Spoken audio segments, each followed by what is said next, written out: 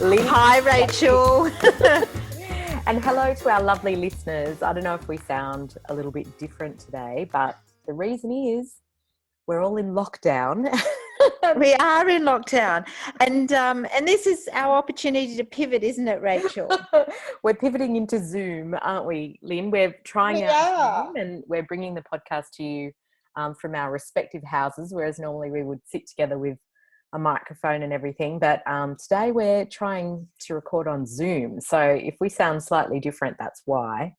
All right. But yeah. So we'll start from the beginning. So this is the content. This is the Content Bite. Yes. It's a podcast for freelancers and people who use their words for a living. Yes. And I'm Lynn Testoni. I'm a writer and content creator. And you are?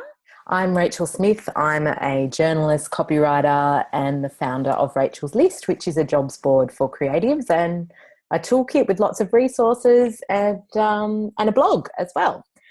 Yes, so, you had a great blog post on Friday, Rachel, which talked a little bit about this, and we're going to use that as a basis and take it a lot further, aren't we? Yeah. I wrote a post, kind of, it was sort of a kind of a reflection of what everyone was feeling that week, which is basically panicking and freaking out over COVID-19, how it's affecting freelancers, how it's affecting everybody out there, Yes. Industries are just completely in some are in free fall, and some is having to close their doors and sack people, and a lot of us are understandably worried about our own workflow, our own clients, and what's going to happen. So I wrote a post about why freelancers are actually in a fairly good position, and why there are some positives to working in a crisis. Because I really do believe that. I mean, I've worked through so many crises after 20 years. Well, I was thinking about that because you would have worked through the GFC as well, haven't you? Yeah, I did. Yeah. And I think, I'm just trying to cast my mind back. Maybe I've blocked it out. But I think back then I was perhaps doing movie reviewing still. So I had regular gigs to sort of, bolster me along. But I do remember it being a pretty tricky year for a lot of people. And then suddenly it just all clicked in. But I have read stuff saying Australia wasn't as hard hit as some other places. Yes. We still, experienced a slowdown and everything. But I do remember it picking up and, things improving after that year. So, but I don't know. No one knows where this is going to go, do we? We just have no clue. No, we don't know. So sometimes it's just a bit about trying to pivot and run with it and just be as flexible as possible. And I think that's what freelancers have in their favour. We've talked about that people in times of these sort of crises, people need clear and honest communication. This is our strength, isn't it, Rachel?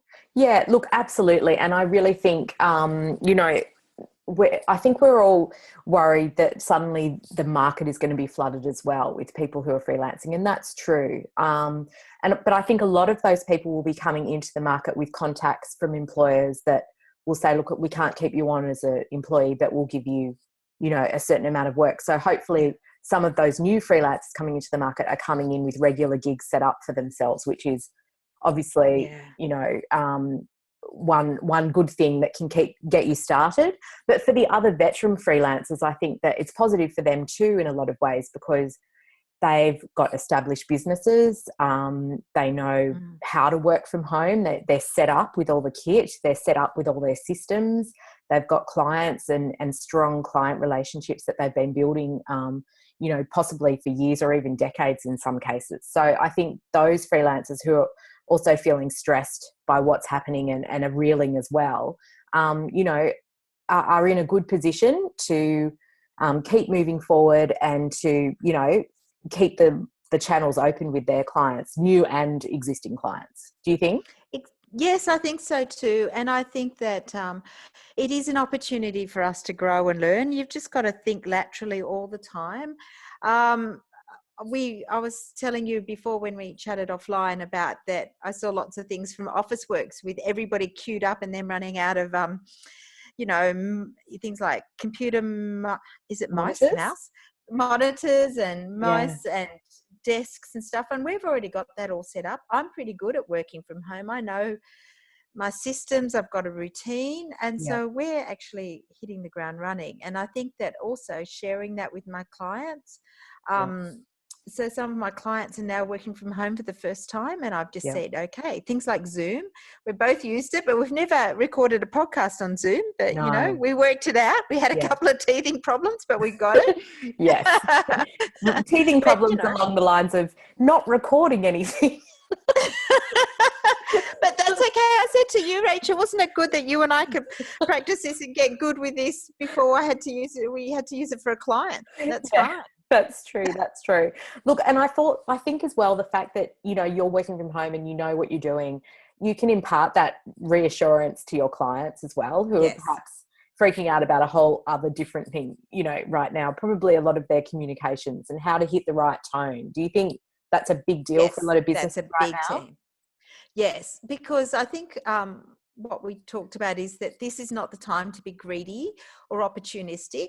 It's all about helping people, helping our clients, and helping them do the best they can do, because everyone's a bit stressed. And if we can be the calm, authoritative expert in the room, this is they'll remember that, when they'll remember how well you behaved and how you rose to the occasion when life gets back to normal, Do you or feel the new normal. do you feel that's a thing though, that freelancers are kind of hesitating contacting clients or sending letters of introduction, or even going to their current clients, because they feel like they will look a bit grabby and like they are Yes. trying to be opportunistic? Yes, I think so. I mean, everyone's a bit anxious and nervous, and that probably gets into this. So I think it's about setting the tone. Yep. So, and looking at their current communications, and all the communications you do with your client shouldn't be about, hey, I thought we could do this. It's about, this is how I thought I could help you. So there's a reaching out with, and a genuine, it's not about ripping people off, obviously. It's about helping people and seeing what's happening in the industry. I've seen, have you been emailed by absolutely anyone who's got your email about how what they're doing in the virus? Yeah, I think I sent some memes about that. It's just ridiculous, isn't it? But that to me is a sign of businesses panicking as well, and seeing other businesses doing that and thinking, we have to send an update about what we're doing. And it's like, no, you actually don't. But the ridiculous amount of updates from just about everyone, from IKEA to Gloria Jean, even that Unyoked company, the one that has like cabins in the wilderness, and their whole how they were disinfecting all the bedding, and it was just like, oh God, stop. Oh no. Everybody, so calm down. And you do recognize the ones that are the best, the ones who've communicated in a nice way and in a relevant way. Yeah. So I have noticed that.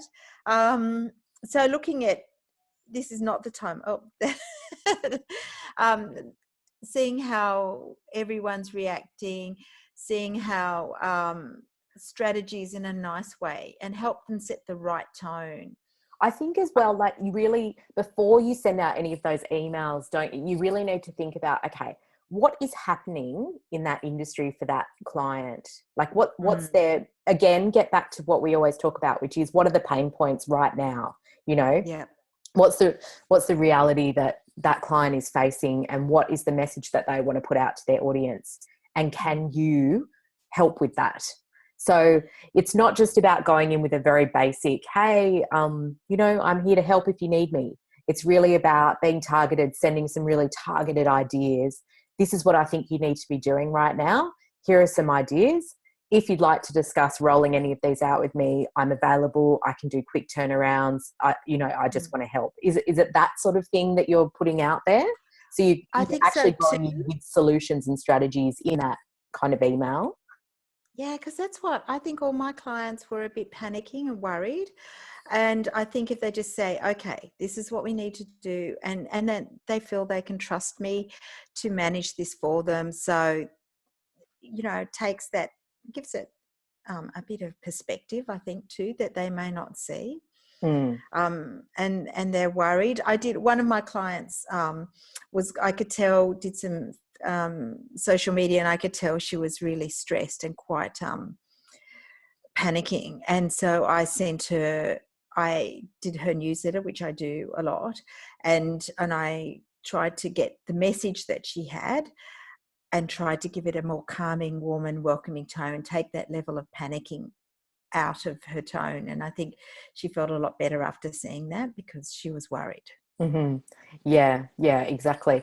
I did some emailing as well. I think it was last Sunday. I sent out a heap of emails to new clients and sort of, some warm leads, and also some existing clients, just saying, how are you feeling about what's going on?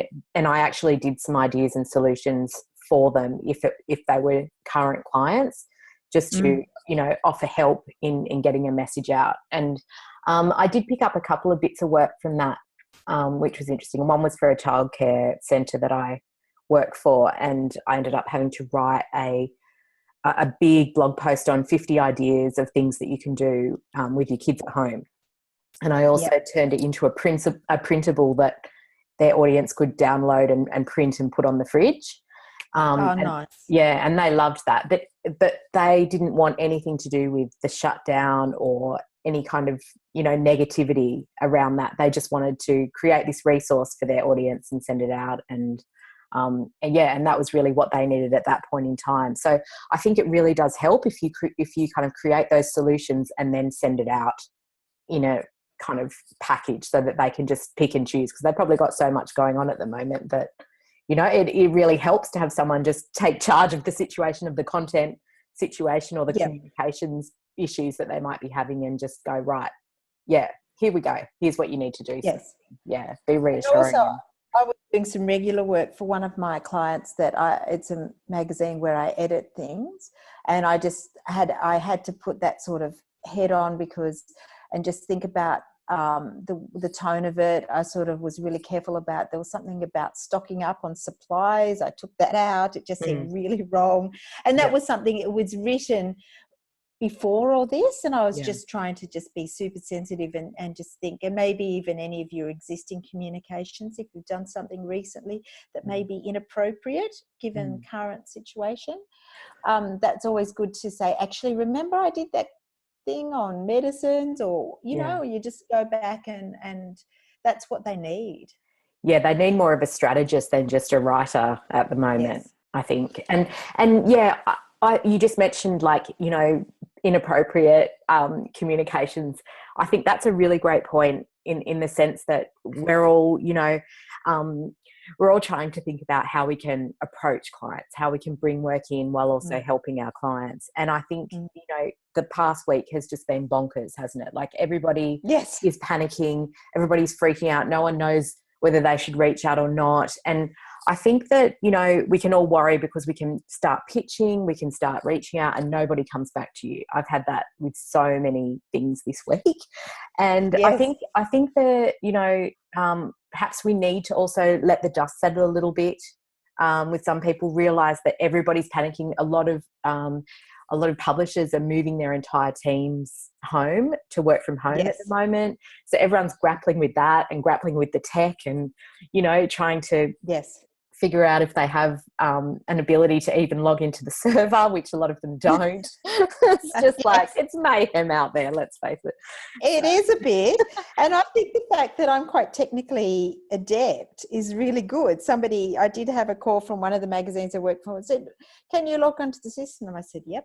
I went all the links. It all works for me. And I could hear the relief in her voice, because she'd had to deal with everybody else has never done this before. And I just said, no, it's all good. No problems. And I tested all those things. I read the emails. I sorted it all out, because most of it's not that hard. But I also have used a lot of similar programs, so I could, work it out, even though this was slightly different. So I think the message that we want to put out there is basically, if you are going to approach people, be really confident. You're the voice of authority here. You're the expert. You can help. Offer them some sensitive ways to manage their communications and that sort of thing. So what are some other things that freelancers can do right now in actually bringing work in? And is it about looking to new industries and that sort of thing? I think so. I think there are certain industries that need help at the moment. I obviously there's some industries under a bit of siege, particularly anything in the health and welfare sort of industries, and also retail. Goodness gracious, some parts of retail, supermarkets, I can see their pain. But also, I think helping some of your clients move online. I have one of my clients absolutely stressed because almost all her work is cancelled, and she does all these in-person education workshops. So I'm taking her through how to use Zoom and how to set her up in an online tool.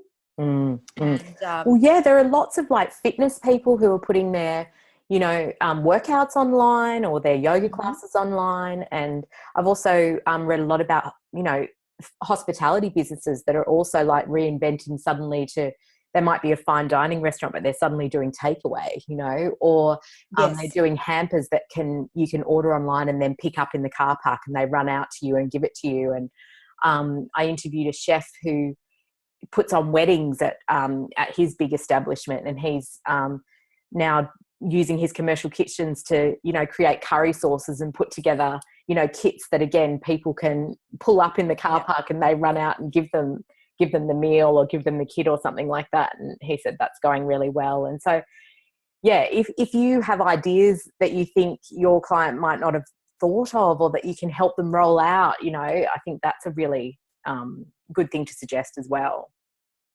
Yes, I think so. I think there's so many online ways. I mean, one of we were talking before, so Annika Manning, she does baking classes, so she's just been sending out it because she also does an online thing. So she's been mentioning that this is a great time to be cooking, like anything home based is in a needs a bit of help, I think.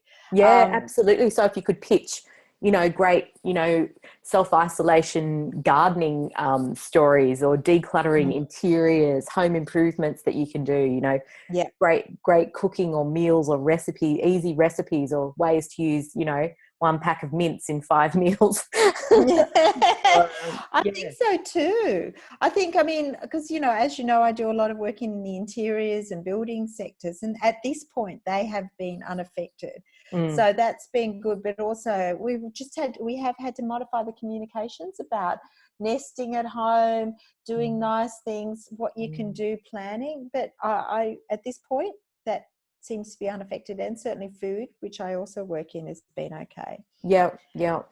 I think as well you could target people who are supporting remote work, so IT, tech companies that might need content or might need some, fresh ideas. Banking as well, I think, are probably going to be in huge need of content going forward, depending on how things change in that area. And of course, health, we've talked about health and medical. I think, and government. There's a whole series of communications governments rolling out at the moment. So if you've done any government work, this is the time to sort of get back to your contents, because they're turning things around quickly. And, internally government isn't great at turning things around quickly. That's when they usually call freelancers. If they need comms, or they need any sort of media, social media, that sort of stuff, I think is really, government is good. Things like medical centres, like GPs.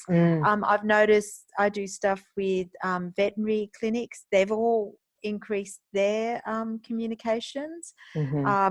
So I think that my physio is the same. They've needed extra help.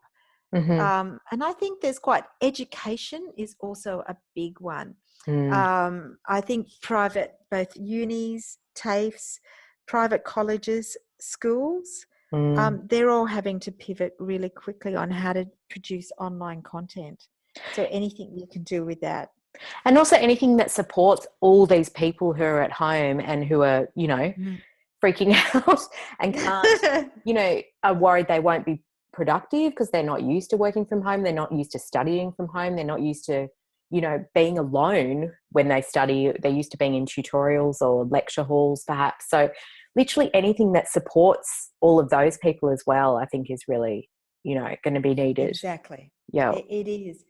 And I think, because one of the things I wanted to sort of talk about is that, because while we need to distance ourselves from others physically, we can still connect with other people remotely and online. And I know that we're sort of doing this social distancing, but I think that it's more of, we still need to connect. And I think everybody has a deep need for connection and for telling stories and having shared experiences. Yeah, that's why places like, the Gold Group is really important. Yep. All your Facebook groups, talking to people. I mean, there's an argument for not being online all the time and reading everything, because you end up just freaked out and you yes need to take well, I stopped looking at Facebook yesterday, I must admit. And this morning, that was the other thing, I guess. How are we coping? And for me, lots of running, because that's how I cope with stress. And also I also said I went for a long walk this morning through the park, and it was great. And I listened to a lovely, warm and nurturing podcast interview on conversations and it was with Angela Lansbury, nothing virus related, and I really liked that. What about you? I love that. Yeah, well, I haven't been feeling so well. Don't have the virus, but I have another weird virus which just makes me feel wobbly and weak, and it comes and goes, so it's very strange. But you went to Bunnings yesterday, didn't you? I did, because I just kept having these feelings like I need to plant stuff. I need to prepare for the apocalypse. I need to, sometimes there's nothing so good as gardening. I don't have a green thumb at all, but I really love gardening, buying the earth, putting things in pots, making it look beautiful. And then I'll go out and just stare at it sometimes and just get this immense feeling of joy that I can go, if I'm making my favorite omelette, which has chives and potato in it, I can go and get chives from the garden and cut them. And there is such a massive reward in cutting, food from your own garden that you've grown. And I really love that. So I've done that. I've planted 2 garden beds, big sort of stone pots full of things. And I'm going to do some more. And I'm really happy with that. And then I'm going to go and torture my husband and my little boy and set up an obstacle course for them to do outside that I can just yell at them and make them do it. And I think that's going to be an interesting afternoon activity. Yes, and I'm making a cake this afternoon, which is also, I love cooking, especially baking. Yeah. And I just felt today's the day to bake a cake, I think. And I think that's a nice thing to do. Yeah. Oh, that sounds nice. Well, look, we're really over time. We've done about 18 minutes, which is probably our longest episode ever. But we hope that that's given you some ideas and made you feel, a little bit less stressed about what's happening. A bit more positive. A bit more positive. Look, I don't think any of us really know what's happening. Everything is changing from day to day, and we're just all going to have to keep, adapting to it. I think that's the only thing we can do right now. What do you think, Lynn? Yeah, keep adapting and stay connected with as many people in your tribe, like other freelancers, your partners, your families, whatever you need, because I think staying connected is really important. Absolutely. All right. Well, that's us done. Oh, just before we go, we just wanted to let you know that if you were looking to reach out to new clients or old clients and you like sending those letters of introduction, we've got a fantastic new tool at the toolkit called the lead generation tracker. And it's really, really new. It's our latest tracker that we've just put up. And we're giving away 5 copies of that.